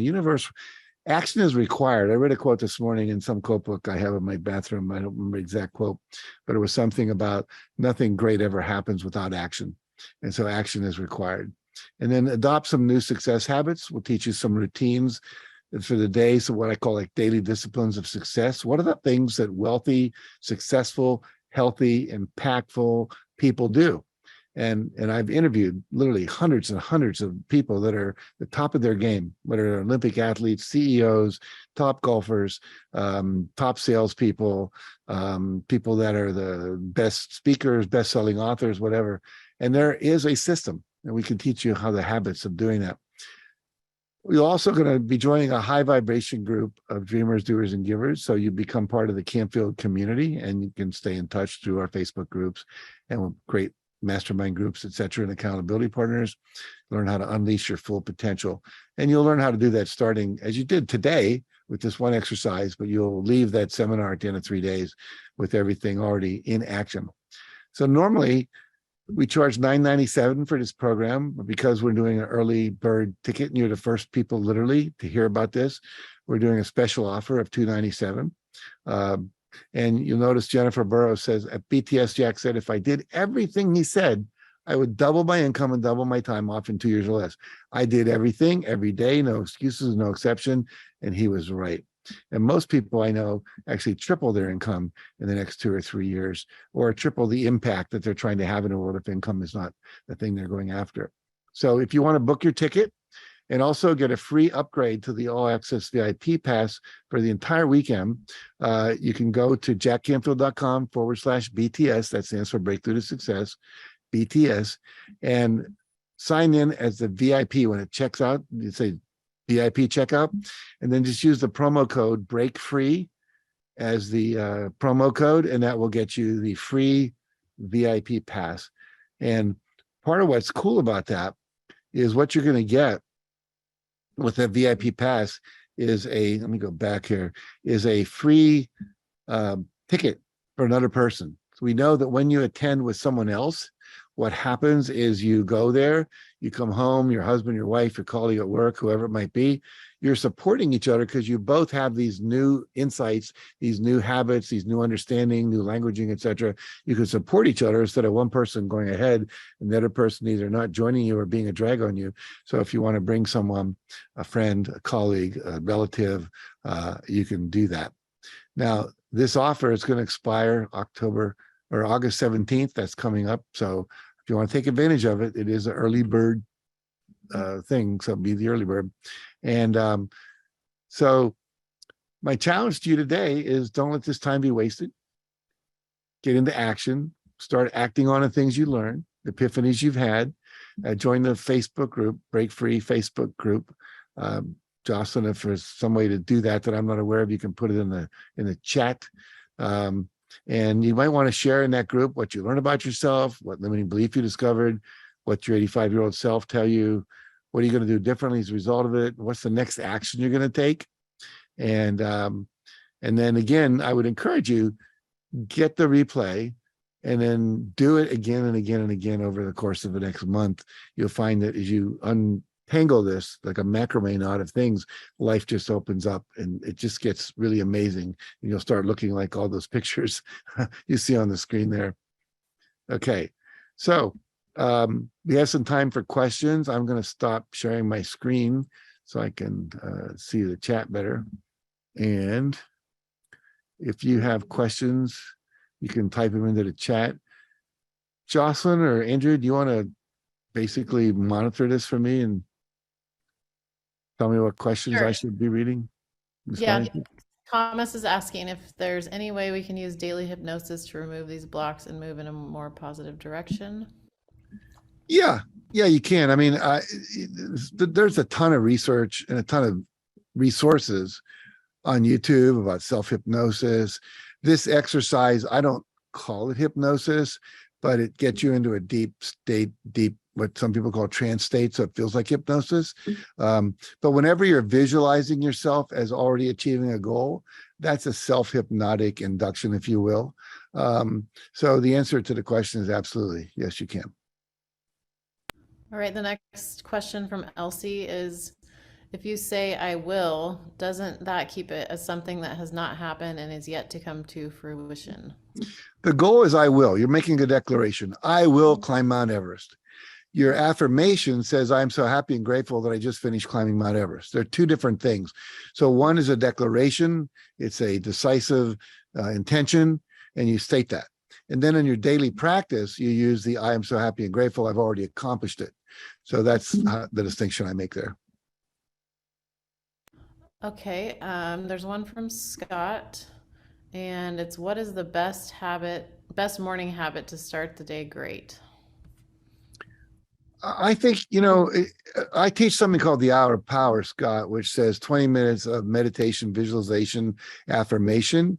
You can also add your gratitude exercise in there. Always starting with gratitude is great. And a gratitude exercise could be a minute or two of just saying what you're grateful for, doing what I call a rampage of appreciation. You look around the room and say, I'm grateful for my computer, grateful for my clock, my phone, grateful for my stapler, which means I can staple things together and not all over the place. Grateful for my chair, which I have, it swivels, makes it easier to move around, and just really feel the gratitude. And then 20 minutes of reading something uplifting. It could be, spiritual. It could be self-help, like the Success Principles book, something uplifting like Chicken Soup for the Soul, or, there's thousands and thousands of books by authors that are all going to be in that category. And then 20 minutes of exercise. And the exercise could be anything from yoga to Tai Chi to Pilates to aerobics to running, weightlifting. I mix it up. I do aerobics, I do weightlifting, I walk, I run, I have a Pilates machine in my I have a home gym that used to be a garage Pilates machine. I have weights in there. And I also have an elliptical, so I don't have to always be pounding on the pavement. So but that's what I would recommend. And what's interesting, when I wrote the forward to a book called The Billionaire Secret. And what we a friend of mine wrote the book, I wrote the forward. He interviewed 21 billionaires, 17 different countries, 17 different industries. And what he found was everyone, this was surprising to me because there were people 85 years old in China and 29 years old in Russia. They all meditated, they all exercised every day, and they all read voraciously. Or if they didn't read, they listened to audiobooks. So this is something that, successful people do. So that's what I would recommend. Okay, the next question is from Rich, and it's what learning or program was most impactful for you in your life? Well, you can see all these books behind me. It's like asking me what organ is the most important one in my body. If I could only keep one, my heart, my lungs, my liver, my kidney, which one would I keep? And the answer is one and won't do it. So, but I think, reading the book Think and Grow Rich by Napoleon Hill, The Science of Getting Rich by Wallace Wattles, the books of Esther and Jerry Hicks, Abraham is a set of beings that channel through this woman. Those were very empowering. I think Ask It, It Is Given was one of the titles of the books by her. What You Think of Me Is None of My Business by Terry Cole Whitaker, very impactful. Psycho-Cybernetics by Maxwell Maltz. Yeah, those would be some of them. Okay, the next one is what is most important, the visualization or the action, percentage wise? Or asking, is it a certain percentage of each? I don't know that I would say there is that. I know that in Russia, when they were studying the Olympics, I read this in a book called Peak Performance by Charles Garfield. And I actually met him later and we talked about this, but he was a weightlifter and he went to the Olympics in Italy and met with the Russian weightlifter trainer and got him drunk on vodka and got him to reveal a lot of the secrets. Why were Russians winning all the medals? And one of the things they found was visualization was critical and visualizing the results. But they also found that in some sports, more visualization, less physical practice, and in other sports, more physical practice and less visualization. The people that do Red Bull have a whole peak performance division that's constantly helping people break records. And they found the same thing, that if you're on a motorcycle trying to go up a ramp and get to, be able to go up a ramp and then jump up to the top of, let's say, a 7-foot building, a 7-story building, they might start with a 3-story and then keep doing it. Visualization, very important. But if you're wanting to play tennis, the action might be more important. So I don't have all the research on the various sports, the various activities, but I would say for me in the morning, I will do, 2 minutes of visualization affirmation on my goals, each goal. And then during the day, I'm doing actions all day long. So again, it's one thing to visualize lifting weights. It's another thing to actually do it. And I would say that probably it's going to be more action for most things than it is visualization. There's an anonymous question. How do you handle the frustration when you're waiting for something to happen, but it's not happening? You have to get out of feeling frustrated. This is the challenge. So the law of attraction says whatever you focus on, you get more of. So if you're focusing on not having it, which frustration and impatience is focusing on, it's not here yet. And now you're reinforcing it's not here yet.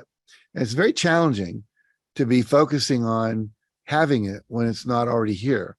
But that's the exercise. That's the discipline. That's what you have to do. I was in a class this morning, Pilates class, and I was focusing on my breathing and my abdominal muscles and all this stuff that I'm strengthening core.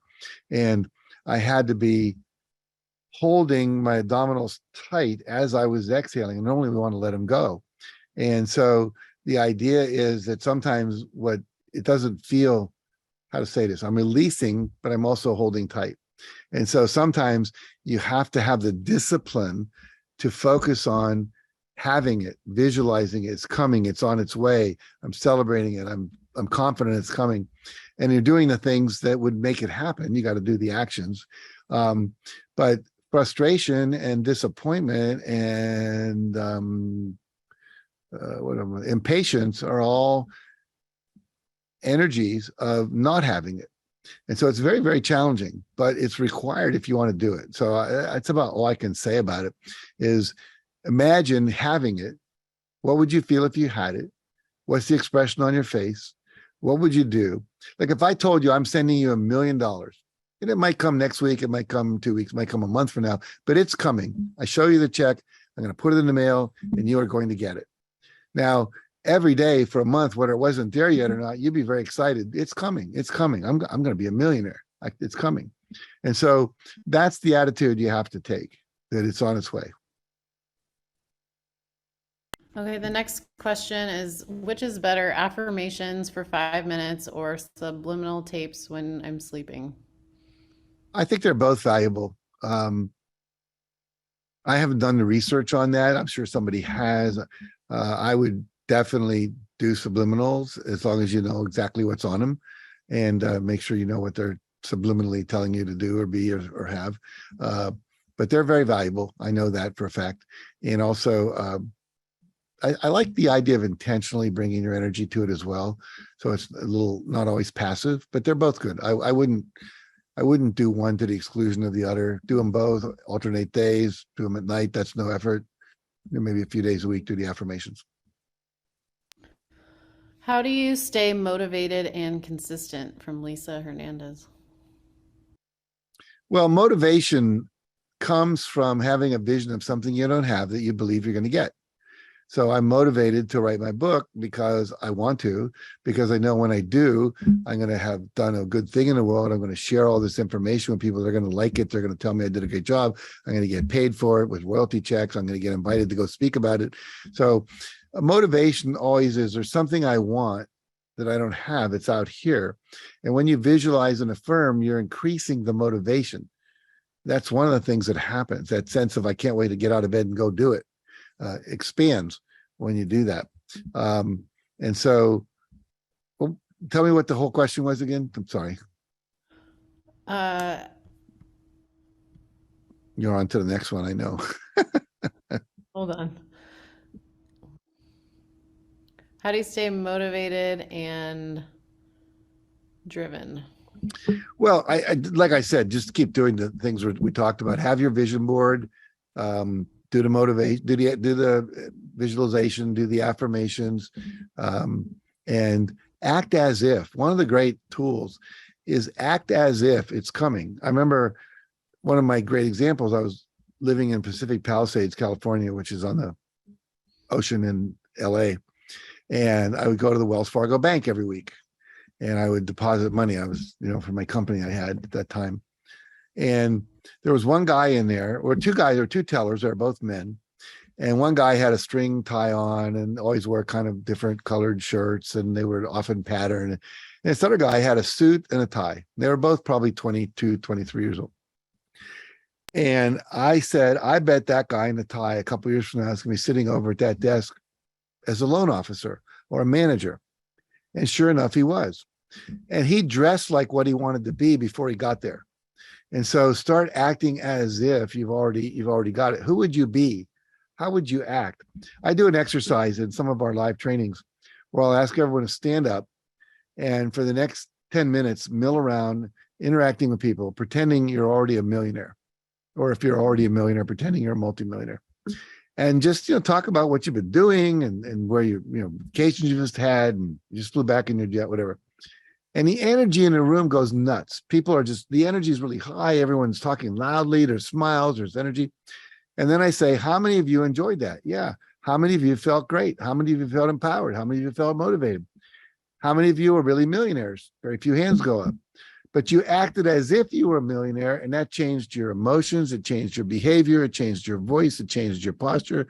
So start acting as if you're already there. We do a party at the end of our live in-person trainings, which we haven't done for a while because of COVID, but we call it a come as you'll be party. And everyone comes as who they would be 5 years in the future if they achieved all their goals. They bring mocked up book covers and tickets to the concerts they're going to do. If they're a performer, pictures of their yacht, whatever.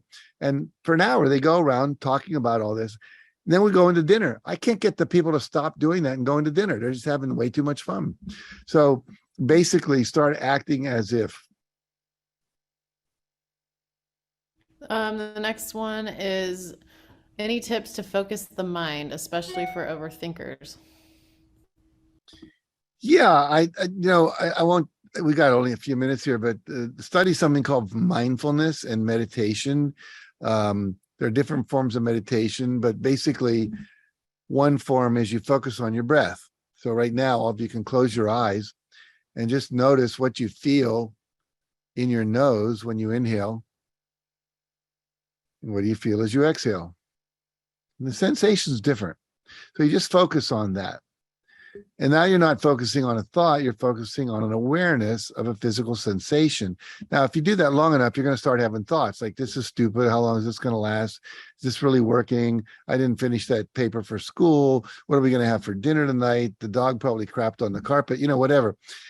And then when you have that thought, just notice it, let the thought go by like something floating down the river, come back to the sensation of breathing.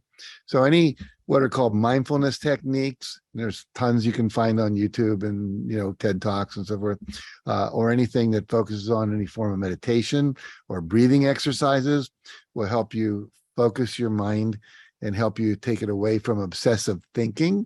If you do find yourself thinking a lot of negative thoughts, we call them worrying thoughts, when you notice you're thinking that kind of thought, just say to yourself, cancel, because you're telling your subconscious, don't believe in that, don't listen to that, because it will bring you down, it will depress you, it will bring you negative consequences.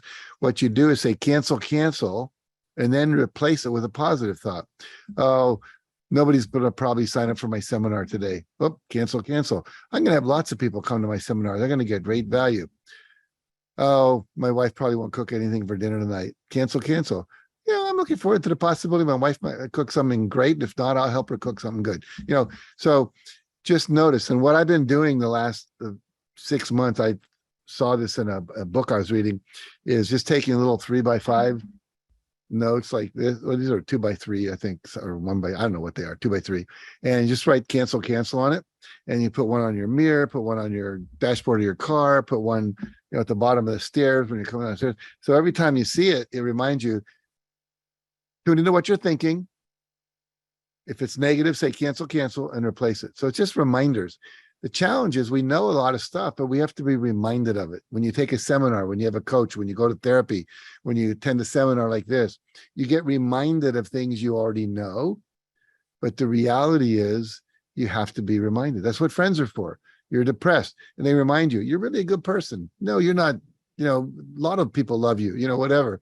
So there's a lot of different ways to remind yourself. A lot of times people were wearing rubber bands on their hands. If they thought a negative thought, they'd snap themselves to remind them not to think of it. That's a little harsh, but it works. Wearing a bracelet that says WWJD, what would Jesus do? Or live strong, the old Lance Armstrong thing. It's just a way of reminding yourself, okay, I can choose to think differently. Do we have time for one more? One more question, and then I'll have a closing comment. We'll be done. All right, I'll use Mona's. Is anger a positive emotion in certain situations? Anger tells you at some level one of two things. Either something's very important to you and it's really getting your attention.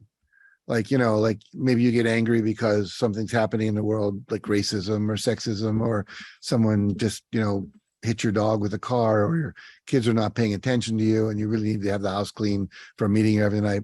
So that anger is a response. However, it's not the best response.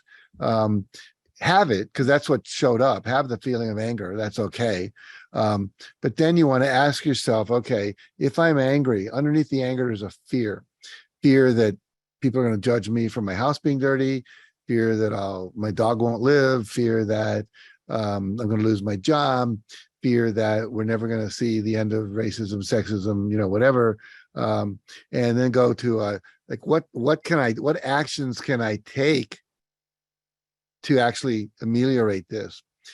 One of the things, and I'll recommend to you all, but to you especially, Mona, I think was your name, go to thework.org or thework.com. There's a woman named Byron Katie.